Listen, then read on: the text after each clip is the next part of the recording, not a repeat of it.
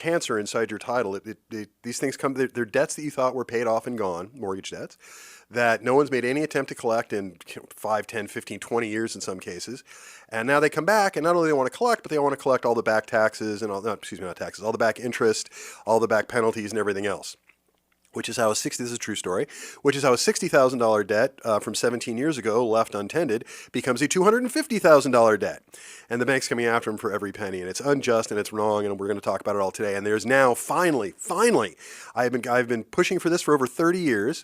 Those of you who know me know I get to do some, what can I say, convincing, because it's certainly not professional with politicians in Sacramento and sometimes on a federal level, because this is an issue near and dear to my heart. When we get into it, you'll see why. Zombie mortgages are just bad. They're dishonest, they're cruel, and they're horrible, and they screw up people's lives. And now we finally, in the state of California, have a mechanism to, if not put them to death, at least stop them from eating our brains, at least cow them for a while. So we're getting into that. That's the big purpose of the show today, is death to zombie mortgages. But first, before we get into mortgage defense and zombie mortgages in particular, we're going to talk about the real estate market, because that's always where I like to start. Because if you live in a house, if you own it, if you rent it, if you want to live in a house, if you currently live in a car and want to move to a house, this is going to be important to you, because my point is just, this is important to everyone. And if you do live in a car, give us a call. We'll find you. We'll get you into a place. We have lots of good places like Bridge to Home and others in town that are really, really doing great work. So everybody should have a house, and it's my view that everybody should own one. So let's talk about the market, because you guys need to know this stuff. The real estate market, just to give you an overall, is kind of frozen at the moment. When I say it's frozen, it doesn't mean that people aren't buying and selling houses. They are. It's that there are far fewer of them buying and selling houses. When I was last with you guys, I gave you a statistic that just blew my mind that I got from the Department of Real Estate. According to them, in 2024, 70% of realtors, I think it's 74 actually, percent of realtors in the United States did not do a single deal. They did not sell a single house. And that's awful. I mean, what would your job look like if nobody made any money for a year? If nobody did any sales in a year? I suspect you'd be out of work. A lot of realtors are. We're seeing a lot of real estate companies close. We're seeing a lot of mergers. We're seeing a lot of affiliates, escrow companies and lenders and things like that merge and go away. Everybody in the industry is hurting. So what I've been saying for you guys, with you guys for the last year, because that's how long it's been going on, a little longer than that, is if you know anybody in real estate, give them a hug, buy them a cup of coffee. We're all hurting in that industry right now. So why? Why is the real estate frozen? That is the point. There are people buying and selling. There's fewer of them. There are more properties coming to market. They're not moving because there are more properties coming to market, and because there are fewer people buying them, it is causing prices to come down. So the market is softening. Prices are starting to fall. It's not Armageddon. It's not 2008 and 9, but it's going to be unpleasant. You know, when you're used to prices going up, and they have been for over a decade now, to see them start to come down is going to scare a lot of people. Also, what it's going to do is it's going to put a lot of buyers off the market that should be in it, because they're afraid of it. So we're going to talk about that as well. But let's talk about the meat of this. A great article just came out a couple of days ago. Mortgage rates. Just yesterday. The title. This is from the good people at Homes.com. Mortgage rate averages break month-long streak of weekly declines after Fed meeting strokes uncertainty. So here we go again with the Fed. I am not. For those of you who listen, know I'm not a fan of the current leadership of the Fed. I think Jerome Powell is misguided. I keep hoping he knows more than I do, but I don't know, all evidence to the contrary so far, but I guess we'll see. But anyway, for over a month now, the mortgage rate has been trending down, and that is now coming to an end. According to Freddie Mac, as of yesterday, the 30-year fixed-rate mortgage averaged 6.22%, which is the first weekly increase, because it was down to 6.1. It's the first weekly increase we've seen since the first week of October. Even so, this week's average is still lower than the same time a year ago, when the 30-year mortgage averaged 6.79%. So again, the question I want you to ask yourself as I go through this with you guys is, why is the real estate market frozen? Why are there so few buyers and sellers? The answer to that question, we're going to go through it here in a second, is affordability. Affordability is in the numbers, so let's talk about it. 5 years ago, 2020, the average 30-year fixed-rate mortgage was down to 2.78%. Which was way too low, but fantastic for people who took advantage of it. Remember, COVID and all the rest was going on. Here are the numbers. If you bought an $800,000 house with an $800,000 loan 5 years ago, 2.78%, your mortgage payment would have been $3,278 a month, and you would have spent about $1.2 million over the course of the life of the loan. So $1.2 million, $3,200 a month. That's what it would have cost you. Now, a year ago, when the interest rate was 6.79%, that same deal, everything's the same except for the interest rate, at $800,000, your monthly mortgage payment is now $5,200 a month. That's $2,000 a month higher because the interest rate at 6.79 versus the interest rate at 2.78, $2,000 a month extra, which of course leads to total paid over the course of the loan about $1.9 million. So again, you're contrasting $1.2 million against $1.9 million. That's $700,000 that you're going to pay out extra over the life of the loan because you have an interest rate of 6.79 versus one of 2.78. It is that big a deal. $2,000 a month. Now, right now, the interest rate is 6.22. So what does that look like? Same deal, $800,000, 6.22%. We wind up with a mortgage payment of $4,910 a month. So about $300 a month less than it was last year, which is good. You're saving $300 a month on average. And the total into it, about $1.8 million. So you save about $200,000 over the course of the loan by being at 6.22 versus 6.79. Now, the difference between 6.22 and 6.79 doesn't sound like a lot. But when you apply it to $800,000, when you apply it to a mortgage loan, it is a lot of money. And that is the problem. That is why the market is frozen. Because every time the market starts to what I would call self-correct, and it starts to bring the interest rate down, which will bring more buyers into the market, especially first-time buyers, which we desperately need. We are lacking first-time buyers massively. We're going to talk about that in a minute. Entire part of the market has been completely shelled, and that's why this is happening. So the market is frozen because of affordability. The market is frozen because we do not have enough buyers coming into the market. We were especially missing them is in first-time buyers. So keep in mind, the way it works is the mortgage market, the mortgage rates aren't set by the Fed, but the Fed does have an outsized impact on them because they set the interest rate, the overnight cost of funds interest rate, and that affects the mortgage rate. So everybody knew that this last meeting of the Fed, they were going to have to drop the interest rate a lot. And the market adjusted to that over the last month by lowering the interest rate in the mortgage market. And then the Fed came along and did exactly what we thought they were going to do, which is fine. But then Powell gets up there and he makes some comment about driving in the fog.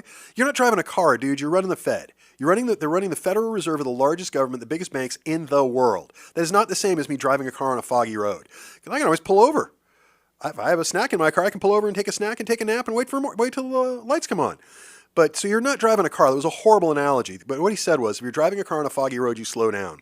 What investors got out of this is, the Fed's going to be less likely to drop interest rates again, and that's a problem because we really need to drop the interest rates. So again, not a fan of Jerome Powell. He's always late to the party. He's wrong most of the time, near as I can tell. And I'm not saying it because I'm some financial genius. I'm saying it because I work here and I see what happens. You know, if you work in a restaurant, you don't clean the grill, pretty soon the food's going to go bad. Probably a better analogy than driving in the fog for Jerome Powell. Should you want to use it? I doubt that he listens to me, but that's what he's doing. I mean, let's not keep in mind, as much as President Trump complains about Jerome Powell, he appointed him. As usual, it's yet another Trump pick who was elevated way above his abilities and has done nothing but demonstrate the fact he doesn't know what the hell he's doing ever since. But I don't know if who he replaces him with is going to be any better, but his term is coming up shortly. So hopefully they'll put somebody in the head of Federal Reserve that actually knows what they're doing. So we'll see what happens. But anyway, this is our current problem because the government is also shut down. That impacts on this as well. On Wednesday, ADP, who is a company that does a lot of payroll, but they are not a government entity, ADP released data about the private sector job market. The report revealed that the private employers added 42,000 jobs in October. Now, $42,000 jobs added doesn't really mean a whole lot in a country of 350 million. So it's not really that figure that's important to the mortgage market. What is key is that the markets didn't expect that that many job additions would come. Wednesday also brought data about the strength of the servicing sector. That report, too, was stronger than expected. So we had two good reports, which causes interest rates to go up. Good job reports causes interest rates to go higher. Bad jobs report causes them to go lower. But right now, we can't get any of the normal reports because the government is closed. So we're relying on companies like ADP in the private sector to try to fill in that blank. And ADP is not set up for doing that. That's not their job. The government needs to get back to work so that they can give us the data. Without data, we're all shooting in the dark here, which is kind of hard to hit anything that way. So that's where we're at. So while it's generally a good thing, the economy at large, it's not good for mortgage rates. Basically what we're looking at is a battle over momentum versus uncertainty.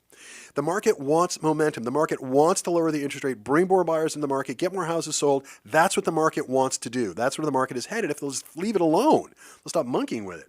But unfortunately, when you get the Fed come out and say things like, well, we're lowering the interest rate now, but I don't know if we're going to in the future because I don't know what's going on because the government shut down. So we don't have data to look at that we can relay to you guys. So we're just going to throw our hands up in the air and say, I think we just need to slow down. That's no way to run a railroad. And it's certainly no way to run the Federal Reserve, in my opinion. And I think you've seen the results of that. We need an interest rate. I've been saying this for the last year, longer than the last year. We need an interest rate in this country under 6%. We're not going to see any kind of a normal real estate market where it unlocks, unfreezes, and gets better until we get an interest rate at around, I'm saying about 5.5%, but certainly under 6. And we're on trajectory to do that until Jerome Powell decided to say something offhanded and stupid yet again. I like to think he thinks his words through because he says things and it moves markets. I just wish he thought this through a little bit better. But so why is the market frozen? Affordability. Why is affordability a problem? The interest rate. Everything comes back to the interest rates, all that. So, and that's the difference. Right now, with an interest rate right now of 6.2, you're looking at, on an $800,000 sale, you're looking at $4,900 a month, and you're looking at paying out $1.8 million over the course of the loan. That interest rate is lower, you get that number lower. Not too many people can afford to pay, $4,900, $5,000 a month. And that, by the way, is without taxes and insurance. That's just your payment and your interest. By the time you put taxes and insurance on that, that's another roughly $1,000 a month in most cases. So you're talking now about $5,900, $6,000 a month. Most people can't afford that. The average rent has gone up as a result of that, although it's gotten a little bit better in recent months. The average mortgage payment in Santa Clarita has gone through the ceiling in the last 5 years. It is ridiculous what we're currently paying for houses. Now, the cost of houses has gone up. The value of the house has gone up, so that's a good thing, more or less. But it's making it impossible for first-time buyers, which leads me to my next article, and this is really the crux of the situation at the moment.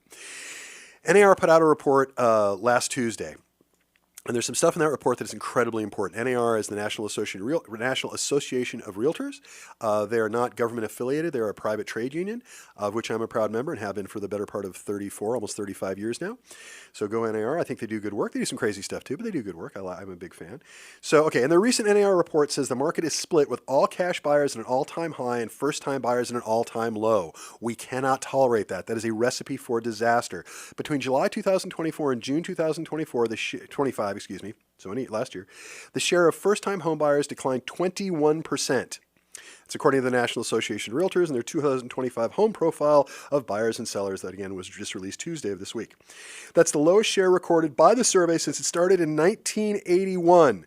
So to say that first-time buyers, which is the rocket fuel for the market, especially in California. First-time buyers fuel everything. The guy who buys the condo or the townhouse or the little house gets that person who owns it now to go buy the next bigger, better house. And away we go. That's the domino that has to fall first for us to have a healthy market. And when you essentially wipe out an entire segment of the real estate market, you're going to have a problem. That's why the market is frozen. Affordability, affordability, affordability. The interest rate is too high, and as a result, it is freezing out whole segments of the market, most importantly, first-time buyers. Also, at the same time this is going on, the median age for first-time home buyers rose to 40 years old. The first-time buyer in California right now is actually 45. Nationwide is 40. You can't start buying a house and getting into this at 40. You're not going to have the money to retire if you opt from the house to do that. You're not going to build equity fast enough. It's got to happen quicker. Used to be, in the 1980s, when I bought my first house, buyers are in their late 20s. I was 19.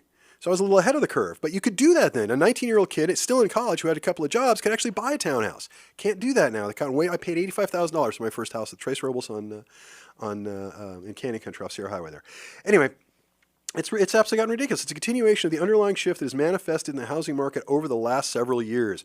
While homeowners have watched their wealth grow, because prices have gone up, first-time buyers are more frequently facing insurmountable barriers to home ownership. Affordability, that's the insurmountable barrier. This year's survey also revealed that homeowners are staying in their homes longer. Of course they are. They don't have the money to move. The median number for years settled over the last couple of years is 11 years, which is an all-time high. So you have first-time buyers at an all-time low. You have people staying in their houses at an all-time high. This is not a recipe for success. As it comes to homeowner equity has grown during the rising home prices, giving repeat buyers greater power in the market. That's why there's so many all-cash deals. They sell house A, they take a bunch of cash at it, and they use that to buy house B, if they're doing that. But they don't have money to buy house A, we got a whole other problem, and that's the gist of this. It's important to note that though the NAR survey uses data from between July 24 and June 25, since then, trends of broader housing market have already changed. For one, home prices appreciation have slowed. It's what I've been telling you guys about for the last year. The market is softening. Prices are coming down. Please hear me when I say this. If I got one more person tell me that, well, my neighbor's house sold for $900,000 6 months ago, so I don't see why I can't sell mine for $910, because the market won't tolerate it. That's why. Because we've lost about 5% in our house's value, every one of us, over the past roughly 6 months. And you may even say that a year. And by the year's end, which is only a couple months away from now, we're going to lose another point or two. So I was saying 3 to 5%. Now it looks like it's going to be a little higher than that. Probably around 6 to 7% that we're actually going to lose on average on our houses in Santa Clara. It's not the end of the world. It's got plenty of money. It's got plenty of equity. Houses are still expensive, but they need to come down a little bit, and the interest rate needs to come down more than a little bit. And that's what we're facing. So prices have slowed. Housing prices are coming down. The interest rate is still too damn high. That's what's finally breaking that fever. And it's got to get down. It's got to get under 5.5%. That's the magic number. That's what's got to happen. So I'll ask you one other question about this. Then we're going to take a break and we'll go to zombie mortgages when we come back from break. And that's going to be the fun part. You'll hear me rant and rave, which is always a good time. My wife enjoys that. Anyway, so what is the current foreclosure rate in the United States? Because that is the third part of this puzzle. We talked about what the mortgage rates are. We talked about why there are no first-time buyers or very few first-time buyers out there. And that's what's shelling the market because we've taken out an entire market segment unintentionally, which is foolish.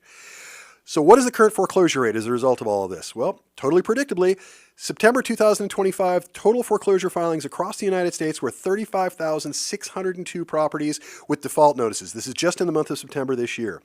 Those are default notices, scheduled auctions, or bank repossessions. Different states do it different ways. Here in California, we do default notices. Year-over-year change, up 20% nationwide from September of 2024.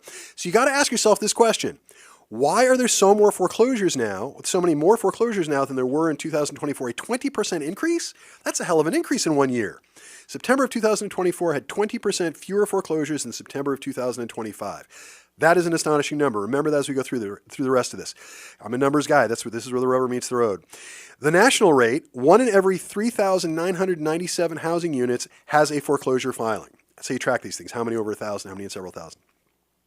States with the worst foreclosure rates are Florida, Delaware, Nevada, Indiana, and South Carolina.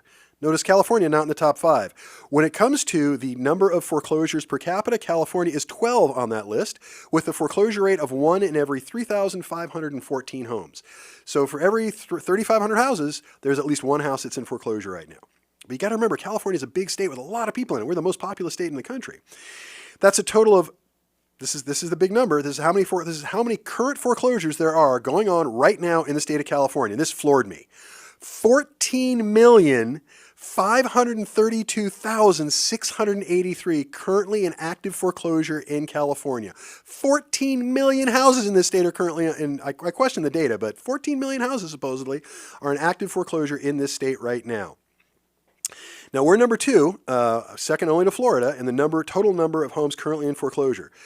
We currently have 4,136 foreclosure filings in the month of September, second only to Florida with 4,621 total filings in September. Now I think if we buckle down, we really can take that top spot. No, maybe that's probably not a good thing. I think we'll leave Florida to it. But they have Florida with all of its disasters and insurance problems and things, some of which we have here. They have a lot more there. We don't have hurricanes, which is nice. We have fires instead. We're still only about 500 foreclosures currently active in the month of September, or that became active in the month of September, to Florida. I don't want to be Florida. Anyway, that's an increase in California of 13.88% from September of 2024 to September of 2025. So below the national average, which is 20% higher, but still 13.88% higher. Why? I'll give you some more data. Surprisingly, Mendocino, Shasta, and Sonoma counties lead the list of foreclosure rates by percentage of homes, with Los Angeles County leading for total number of homes currently in foreclosure. Makes sense. Los Angeles is a big county, most populous county. That makes sense. But we got a lot of foreclosures going on. Lenders repossessed a total of 3,780 homes. So these aren't guys in foreclosure. These are guys who have met the end of the road where they have foreclosed on them. 3,780 homes in the United States as of September 2025, which is up an astonishing and eye-watering 44% from September of last year. So the number of foreclosures is up 20%, foreclosure filings, where they start a foreclosure, in our case usually notice a default. But it's up 44%. The number of actually completed foreclosures is up 44%. Why? Why have these numbers spiked like this? It's because of what we talked about here earlier. The banks know the same thing I know, and hopefully if you're listening, the same thing you know. Prices are coming down. The word has gone forth to the banks. If you got a house in foreclosure, move it along now. Do not allow for loan modifications. Do not allow for mortgage fixes. We are more interested in foreclosures because the prices are coming down. These assets that we are invested in, banks thinking on it, that we need to liquidate now. We're having a hard time in my office, and I've seen this before. Same thing happened in 2007. We're having a very hard time getting deals modified and getting mortgages fixed that otherwise would be easy, that right now are incredibly difficult because the banks are being ridiculous about it because they all know right now they'd rather foreclose than do anything else. And that is our problem. So when we get back, we're going to go to break, so please listen to that. When we get back, we're going to talk about zombie mortgages. We'll tell you what it is. Some of you may have one. I know some of you have one because the statistics tell me how many there are in Santa Clarita, and we got plenty. But now we have a way to deal with them for the first time ever. So please listen to the break, won't you? When we come back, we're going to talk about death to zombie mortgages. We may flash back on the first 3 articles we talked about a little bit too about affordability. So please listen to the break. I'm your host, Rich Szerman. You're listening to the Real Estate Fix with Rich on KHTS, AM 1220, FM 98.1, your hometown station.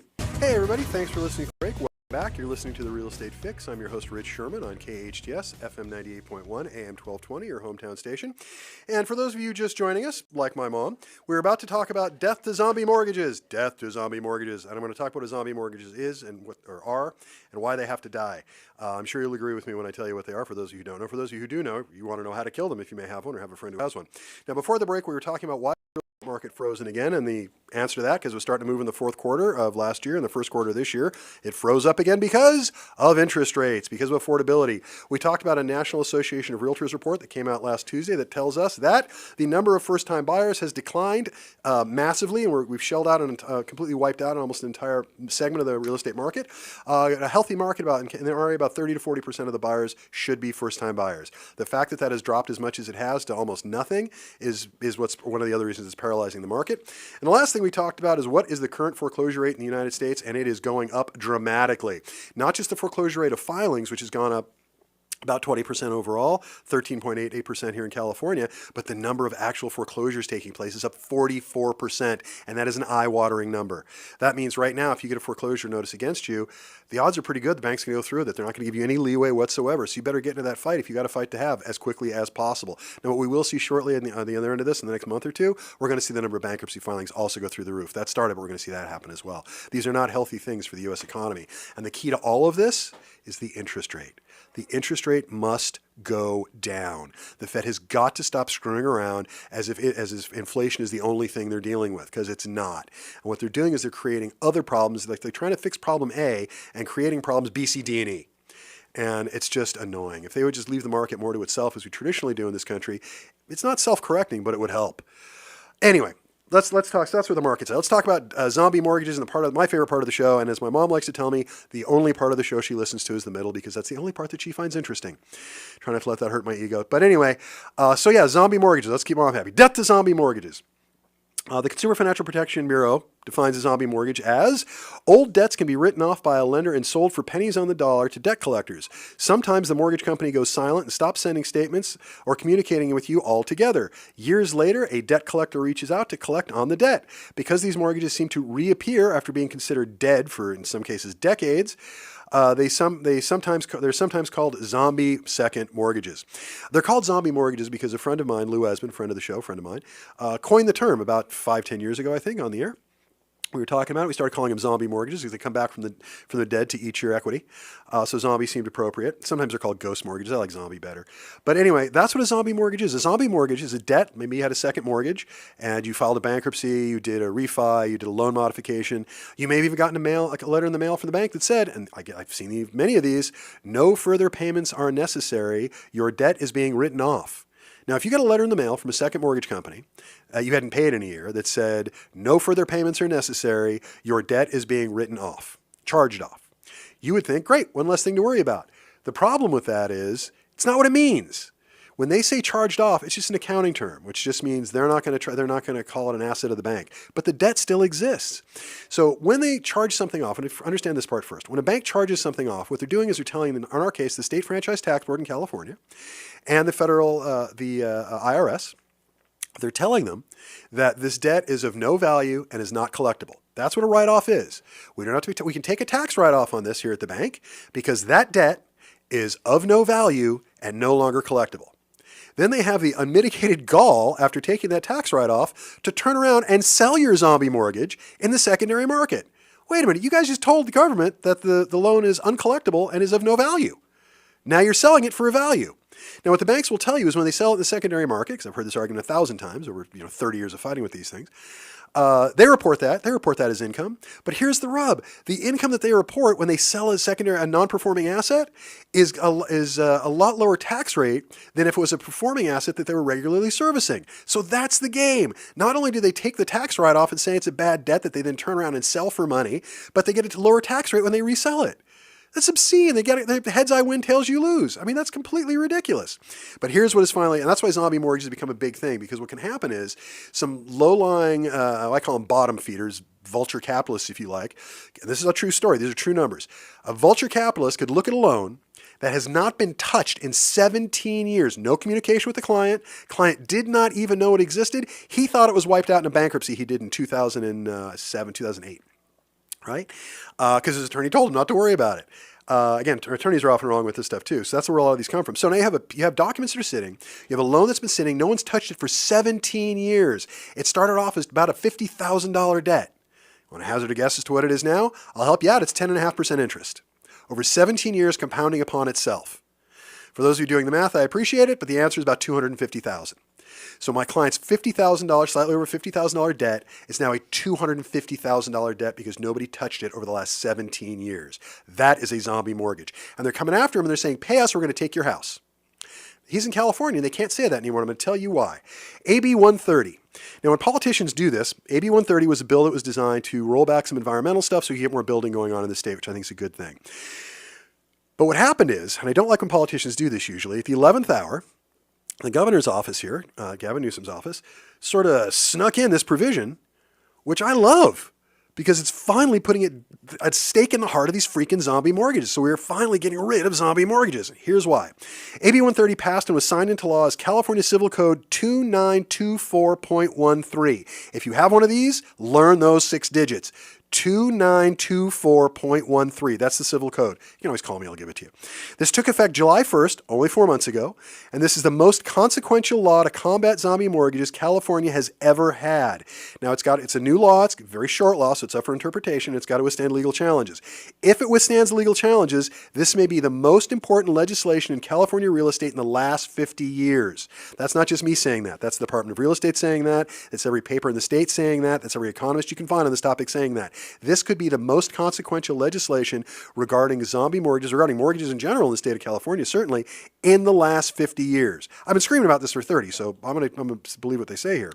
Section 2924.13 of the California Civil Code makes the following inactions, the bank's failure to do these things, an unlawful practice regarding a subordinate mortgage. So if it's not a first mortgage, and zombies are rarely first, if ever first, kind of impossible. So if they're second mortgage or second, third, fourth, fifth, whatever, if the bank fails to communicate in writing with the borrower about the loan for at least 3 years, presumably any 3-year span during the life of the loan, that is now an illegal act. If they fail to provide notice of servicing transfer, that is now an illegal act. If they fail to provide notice of loan ownership transfer, that is an illegal act. If they foreclose or threaten to foreclose after advising the borrower that the loan was written off, discharged, including by sending an IRS form or 1099, that is now an illegal act. Foreclosing or threatening to foreclose after the statute of limitations expires, which in California is almost impossible because the statute of limitations for most of these loans is 65 years. But if they try to do that, also an illegal act. If they fail to provide a periodic, and this is the big one, if they fail to provide a periodic accounting statement when required to do so by law, and my wife, who's smarter than me, who's a real estate attorney, you guys know, and some of you have talked to her, she tells me that could actually be thought of maybe to apply to the monthly mortgage statement. Banks are supposed to provide you with a monthly mortgage statement. If they don't, that is now an illegal act. And they absolutely have to provide you a statement once a year. If they don't do that, that is now an illegal act. Now, how does this affect things if they now perform an illegal act? It means they can't foreclose. The banks are now barred from foreclosing on zombie mortgages. Let that settle in for a second. The banks are now barred from foreclosing on zombie mortgage. A zombie by definition means that nobody from the bank has contacted you about this. I would have said 5 or 6 years up to this point. Now it's 3 years. So if at any point during a 3-year span during the life of this loan, if at any point the bank has failed to contact you or failed to provide proper representation to you or any of that stuff, then that is now an illegal act and they cannot foreclose. So what the state of California has done is taken away the most effective weapon that a zombie mortgage has. Pay us or we take your house. That's what it's been. Give us this outrageous amount of money that we can barely justify, but we can. You will pay us or we will take your house. And if you're selling a house or something else, or maybe somebody died and now you have to sell the house as part of an estate, pay us. You know, it's F you, pay me. That's what zombie mortgages are. That's how they work. They're like dealing with the mob. They're awful. They're absolutely awful, and they're a scourge. But now we can finally put them to death. Now, the state, God bless them for doing this. I applaud them for doing this. They only went after half of the problem. They took out the zombie mortgage's ability to foreclose. And the idea is if the bank can't foreclose, they can't compel payment of the loan, they should be more willing to settle these loans. But they're banks, and they're stubborn, and they're corporations, not people, so they don't have a lifespan. Regardless of what the Supreme Court has told us, they are not people. They don't have the same rights. They're companies. So what they'll often do is just say, at least this is what we've experienced over the last 4 months, is just say, you know what? We can't foreclose. We understand that. We'll just sit on our hands because we're still getting 10.5% interest on that loan or whatever it is. It's still going up in value as time goes on. And at some point, you will sell this house. You will die and your heirs will sell this house, whoever, and we will get paid because we still get to ratchet up that money against the loan. That's the second part of this that they didn't address, which is how to wipe out the debt in its entirety, how to make it so they cannot continue to charge you interest, how to make it so they cannot continue to charge you late fees when they're not doing their job. If I go to a restaurant and I order a burger and they don't bring me a burger, they can't bring me the bill. So if you do not do your job, you do not get to get paid. This is a pretty simple concept that the banking industry has managed to avoid. You got to kind of it's sort of staggering in its brilliance. The banking industry in the United States, the mortgage industry in the United States, has found a way to monetize their own incompetence. They don't do their job and they make more money? That's fantastic. It's bad for the country. It's bad for anyone who's got one of these mortgages. But it is not, as a business practice, kind of amazing they get away with it. Well, now they can't. They cannot foreclose. But what we need the state to do is get into the second half of this, which is they can no longer continue to roll up fees against you, and they must come to settlement. Having the case I was telling you guys about, it's a $50,000 debt, and it's now $255,000 that he owes, or thereabouts. That's going to be $400,000 in the next 10 or 15 years. My client hopefully will live a long time. On his house has a lot of equity in it because he's almost paid off his first. And that's the irony. When you have one of these zombie mortgages and you have this cancer in your title history there, and it hasn't been put to death, what happens is every time you make a payment on your first mortgage, you're reducing the amount you owe on the first mortgage and making yourself a more attractive target to the zombie mortgage because you just give them you're giving them equity. You think you're paying your house off so that you can retire someday, or buy a sailboat or whatever it is you're going to do when you sell your house, give it to your kids, whatever. And they look at that just with their chops just watering because they figure every time you make a payment, you're making more money for us. Because our numbers here at the zombie mortgage department keep going up, and your number on your righteous mortgage keeps going down. Fantastic. And they think that's great. And that is a massive problem. So God bless the state for getting into the first half of this. That helps an awful lot. They can't foreclose on people now with a zombie if you've been more than 3 years without contact. We're going to get a lot of banks lying that they did contact. Well, the previous bank was now out of business, did contact, and they told me so. So that's going to be fun as it gets adjudicated, as it goes through the court system. But this is a big deal. This is a big screaming deal. I got a bunch of clients already. This law's only been in existence for about 4 months. I probably got a half a dozen clients right now who are already using this. The problem we have, though, is we need the second half of the puzzle. It's great that they can't foreclose. Now, how do we stamp it out? It's great that the cancer isn't growing. Now, how do we cut it out? How do we get rid of this once and for all? We need a mechanism that compels settlement.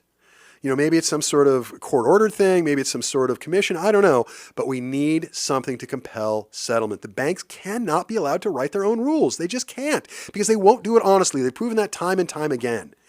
So death to zombie mortgages. That is my message for the day. Death to zombie mortgages because they suck and they are horrible and they are not right and they are just, everything about them is just not righteous. I mean, put yourself in this position. These are all true stories. You've been in your house for 50 years. You guys took out a loan to put a kid through college 20 years ago. You had financial distress 2008, 9, and 10, like a lot of people did. You filed a bankruptcy. Your bankruptcy attorney wrongfully told you that you don't have to worry about your second mortgage or junior lien. He or she was wrong, but that's what they tell them a lot. I hear this story a lot. It's a true story. This one. And so you stopped paying it. You even got a letter in the mail as part of your bankruptcy from the bank that said no further payments are necessary. Your debt is being charged off. Happy days. So let's jump ahead 20 years. Now you're ready to sell your house and retire. In this case, they're going to South Carolina. So if you know who you are, if you're a client of mine, you're listening to me because it's a current client, they're going to South Carolina. Anyway, they are now stuck because they went to sell their house and found out they owe almost $400,000 to a second loan they thought was wiped out. They only found out because we were going to sell the house. We ran the title and said, hey, you got a loan here that looks like nobody's touched for years. It's been about 20 years you took out this loan. Looks like you made payments for about 6 or 7 months, and that was about it, or maybe, I'm sorry, a couple of years, and then stopped making payments.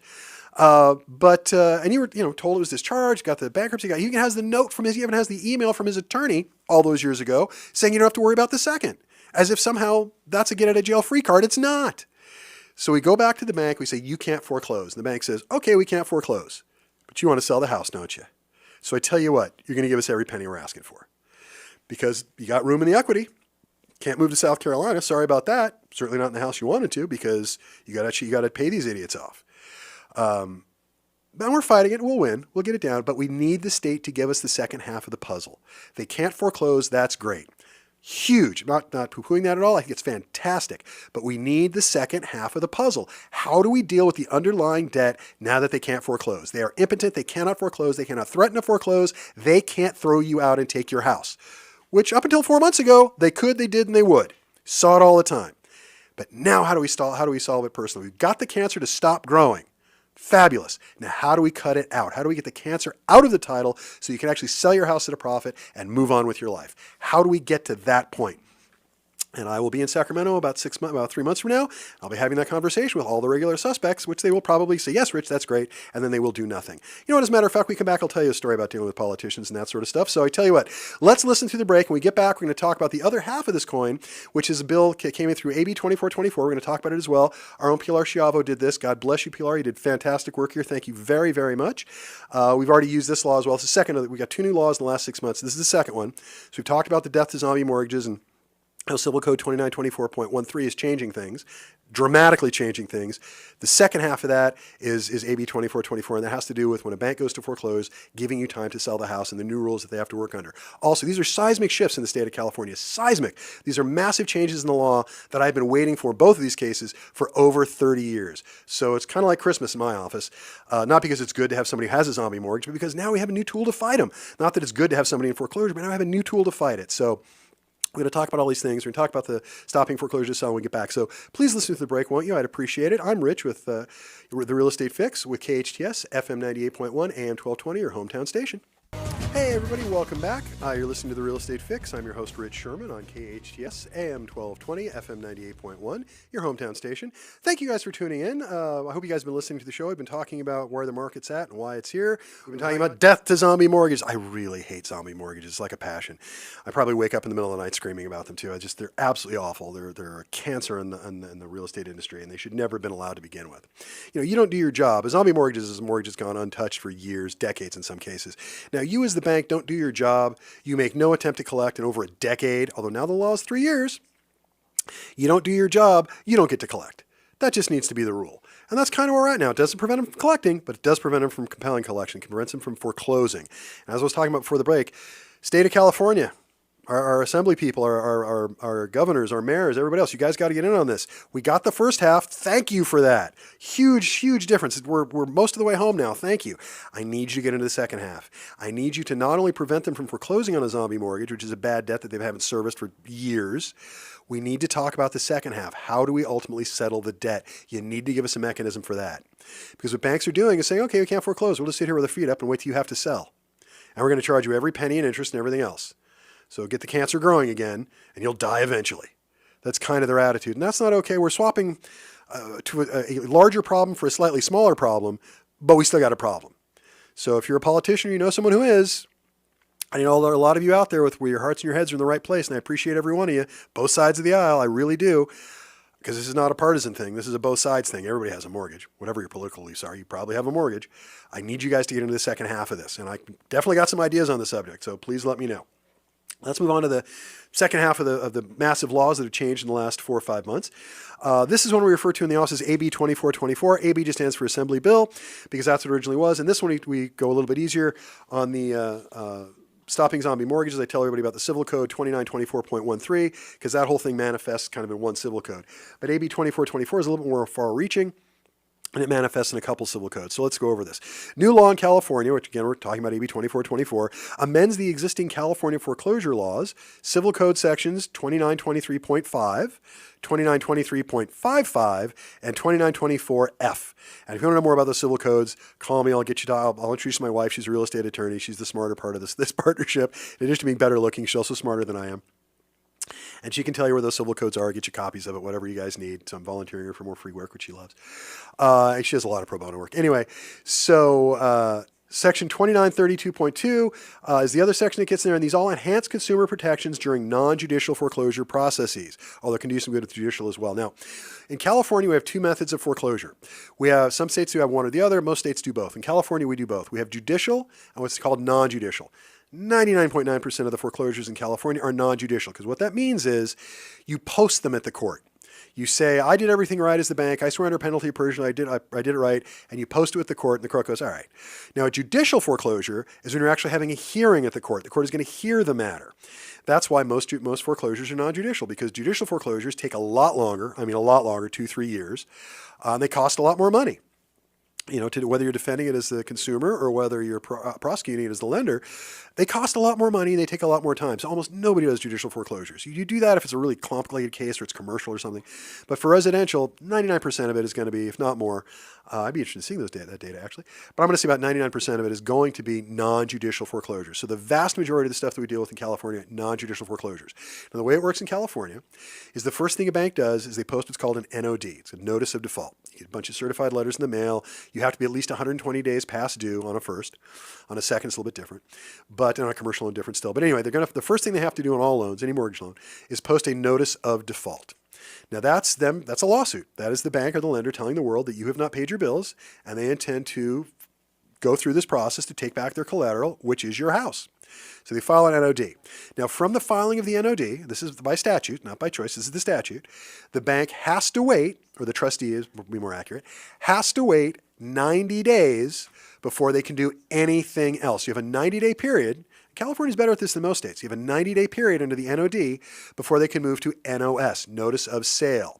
So first you file an NOD, they got to wait 90 days. Then on the 91st day or thereafter, they can file a Notice of Sale. And then 21 days or thereafter, they can then conduct the foreclosure sale. So you have about 111 days. And God bless Pilar, because what she did is she came up with a bill, she crafted a bill, got it passed somehow, that actually extends that process by 80 to 90 days.